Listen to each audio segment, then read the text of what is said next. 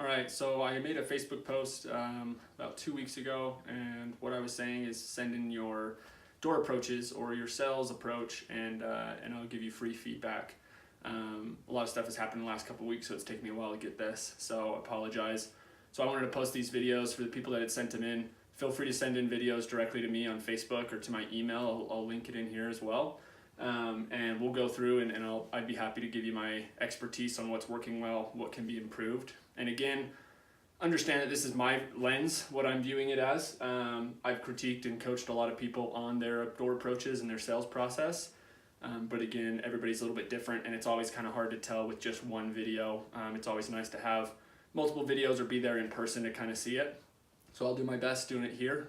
Feel free to reach out, comment, let me know if you have any questions. So going into this, I think this guy's name is Matthew. It's a pest control video. And so he's pitching pest control, not sure where he's at, but that's what we know.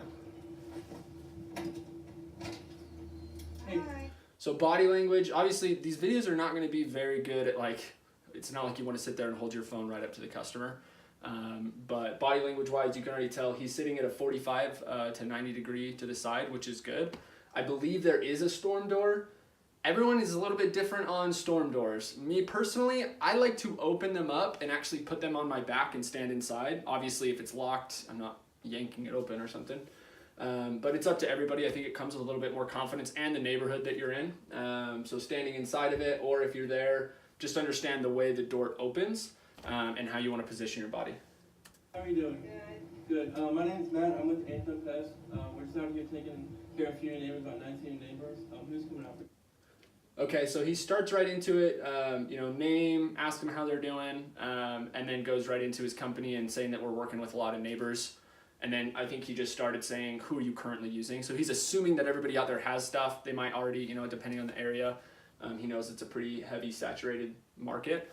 And so what's going on though, what I feel like could be improved right here, Matthew, is mainly that intro of breaking their pattern and showing that you're someone different. They might get a lot of pest control to the area or a lot of door knocking just from other companies or whatever. And you never really know. People typically won't buy from a door-to-door solicitor, but people will buy from Matthew. They'll buy from Jonah. They'll buy from somebody they understand, they know, and they're friends with. So what's really important is to make sure that you show that you're an actual human being, because people are okay slamming the door on door-to-door peddlers, but they're not okay slamming the door on a friend or someone that they feel like is an actual human.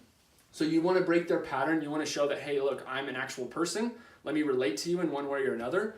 If you do know a lot of the neighbors that sound like you said 19, let's name drop and relate and communicate and say, cool, they might have the same age kids as you. They go to the same school.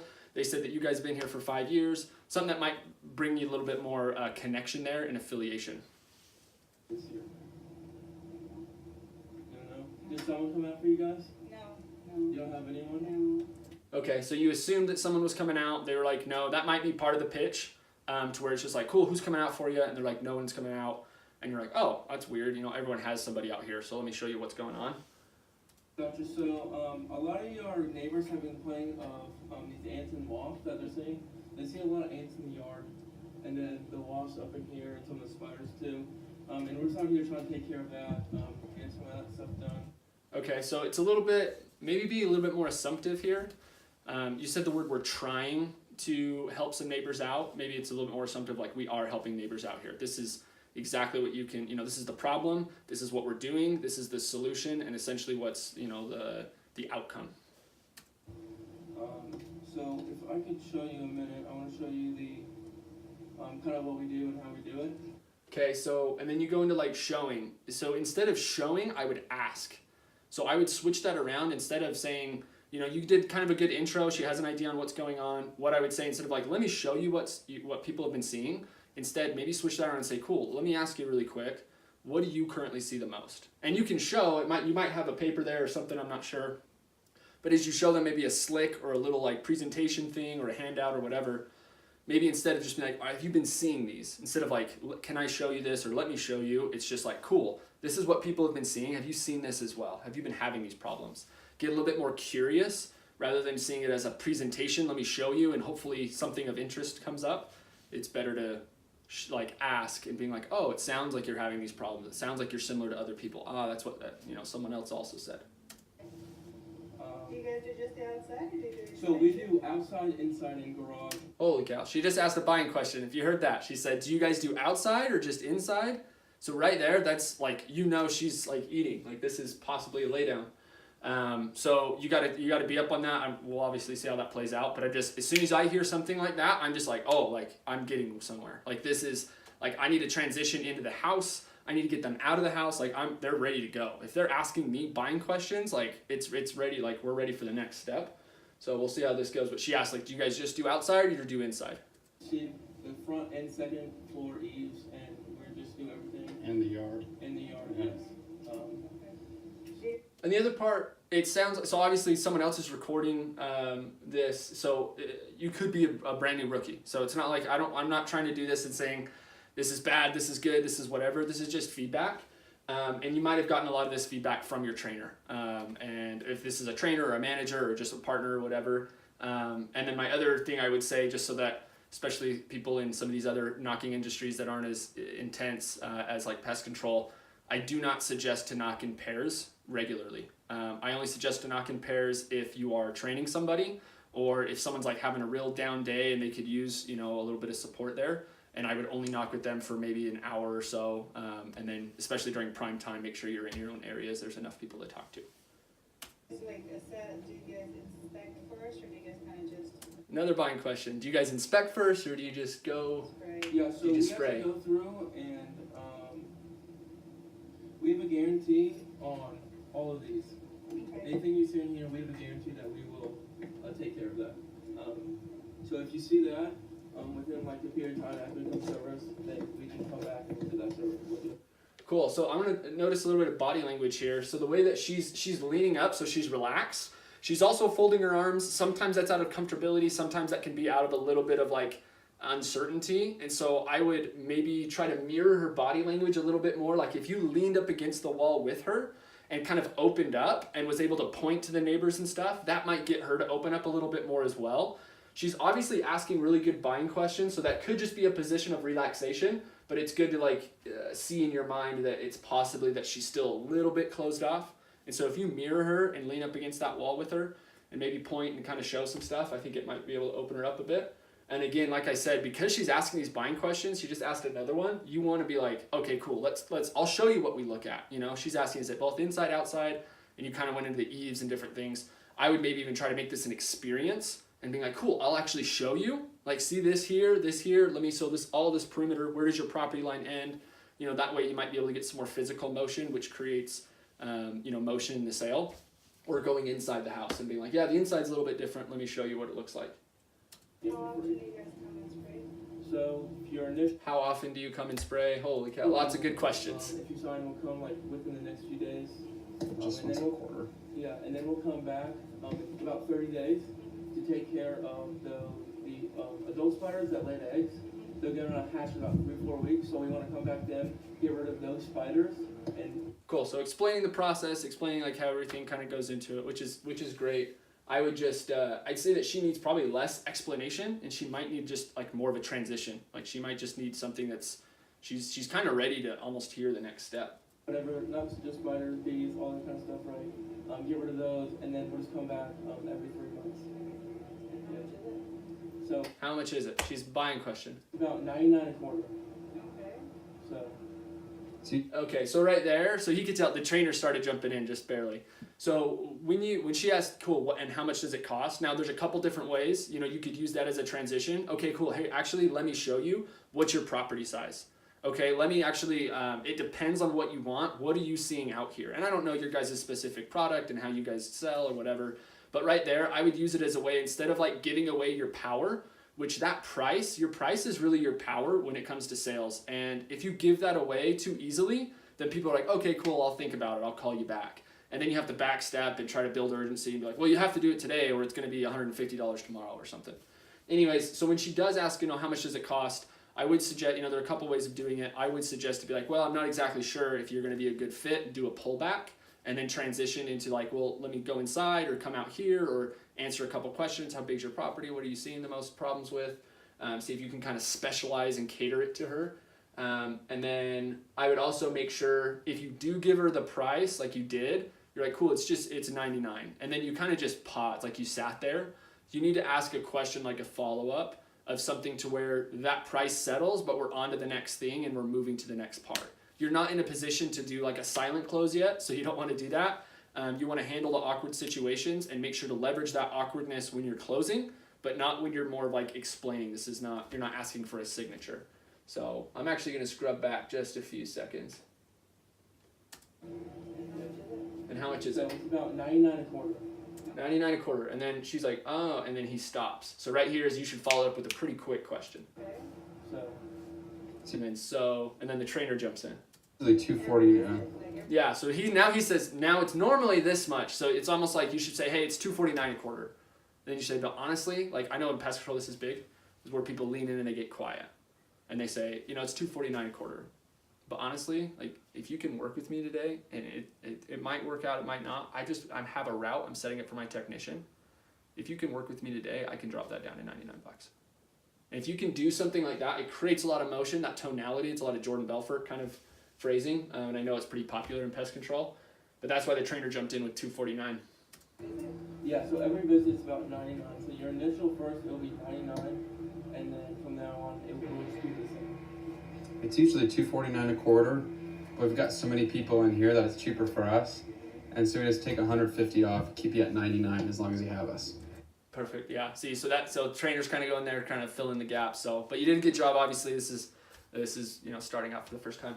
Oh, that's good to know. I didn't even mention that. Let's see what it says. Okay. So then right there, she's giving an objection. Right. This is like the real first objection we've heard, where she's like, okay, that's good to know. I'll go back and da da da da. So you should automatically see this red flag. Right. You should be like, oh, we need to build some more urgency. She doesn't understand. Obviously, we could have presented it in a better way. But right there where she's like, oh, okay, that sounds pretty good. I need to talk to somebody else. What you should do is pull back, at least what I would do, what comes instinctual, is pull back even harder and being like, yeah, you need to talk. Honestly, yeah. And like I was saying, because we're setting up this route, it's not a good fit for everybody. We do have to set up the route today or in the next hour or two while my technician is spraying. So actually, let me show you this really quick. Follow me. Or hey, let's go and let me show you what's your biggest problem. Or how do you think this would help you the most? Some kind of question. Questions are good reset buttons for customers. When they've come up with an objection or something, we got to kind of redirect. Question kind of help them reset on what they're thinking about and control the conversation moving forward. Okay. All right. Thank you. Oh man. Okay. So she just gave you the objection and then she's just like kind of paused. She even gave you a chance to respond and then she just said thank you. But this is, as a rookie, I would have sucked too. Like I can't remember. I know my first couple doors, I was just like, so this is it. Like, I can get you a really good deal. We could do this right now. And they were like, no. And I was like, okay, well, how about, next month? And they're like, yeah, maybe next month. And I was like, perfect. Sign it up. Can I leave a card with you or anything? Yeah. Okay, so last ditch effort, can I leave you a card? I'd highly suggest, sometimes I've seen people do this with their card where they're like, cool, I'll leave you a card. And they're like, actually, why don't I just leave you a quote? Let me just actually give you the write-up for it. So that way if you can call in later or if I can win your business now, it's almost like the second approach. The other part is I would never have business cards. I would never give my reps business cards. When I go consult companies, I say, get rid of all your business cards. If people want to get a hold of you, you can ask them for their number and then you can send them a message. But business cards just go in the trash. And you're gonna give me one too if you need them. Yeah. When can we come back and talk to your husband? It's difficult to say. You guys can try this weekend. Cool. So the trainer's stepping in. Hey, when can we find your husband? And that might be the best way to transition. Sometimes if you can't close a wife or if you kind of screwed up on the presentation or something where it just didn't settle or she's busy or whatever, before giving away your power, I would suggest to try and maybe set up a follow-up appointment that day, like in a couple hours. So just being like, cool, and I know it's not a good time right now. You have a lot of stuff going on and you're busy with the kids and I know your husband's not here. He might be the one that takes care of the yard. When's the best time to come back and catch him? That way I could just swing it past him and make sure that you guys get all the information you need. And so it's just a simple question. And she's like, oh, I'm not sure. Maybe he gets back at 5 o'clock or look for this truck or whatever. And then that way you almost go back with a warm lead where you can be like, hey, Bob, I talked to your wife, Vanessa, earlier. She asked me to stop back by because we're actually running this thing and she thought you might be interested. I don't know if it's a good fit for you guys or not, but here's what's going on. So it's almost like you're setting yourself up for a warm lead later in the day. Or the next day, you should be working an area for, a week or two, but make sure you're not sitting like willing to do whatever and like, oh yeah, I'll come back whenever you want me to and whatever. We're just here till like 8:15 tonight. Perfect. So a little bit of urgency. It's got to be tonight. So we're filling up the route for Wednesday. Yeah, we're just filling up Wednesday and Saturday's route. Okay, well, yeah, we'll give you a call. How about that? Okay, Yeah, and giving the card away, like you almost just lost your power. thank you. All right, thank you. Cool. And the last thing I'd say is like the only doors that you are like the only doors you screw up are the ones that you don't learn from. Oftentimes when I'm knocking with people, we go out and knock and I'm like, okay, cool. How did you feel like that went?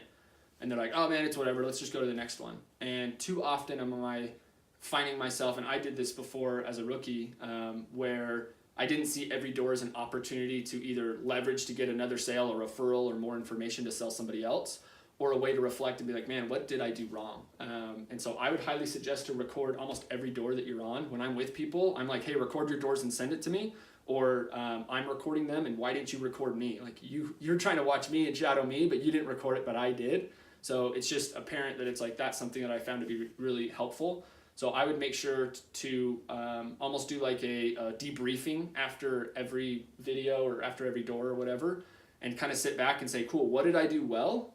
And what have I done differently? And if I was you, if I was looking at this and I was the trainer there next to you, what you did well, I think the body language started out really positive. I think you stuck with it and at least had answers for everything as a rookie.